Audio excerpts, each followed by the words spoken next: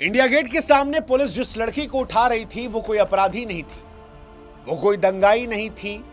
वो कोई राजनेता या एक्टिविस्ट नहीं थी। ये एक साधारण सी लड़की थी जिसने नाबालिग उम्र में बलात्कार झेला था,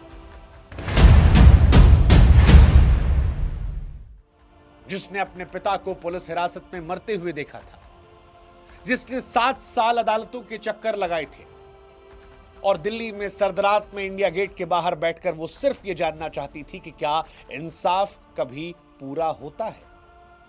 लेकिन राजधानी के बीचों बीच कैमरों के सामने उसे ये सवाल पूछने से पहले उठा दिया गया।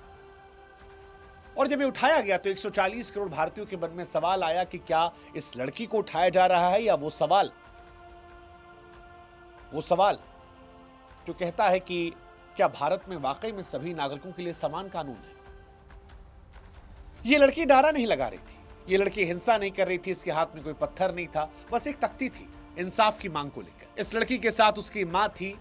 जिसने अपनी बेटी का बलात्कार देखा था, अपने पति की मौत को देखा था।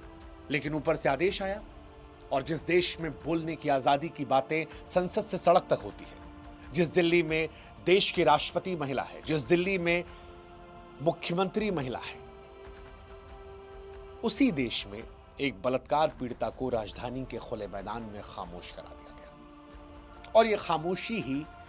उन्नाव केस की पूरी कहानी को अपने आप बयां कर देती है। यही खामोशी उन्नाव की घटना की सबसे बड़ी त्रासदी है,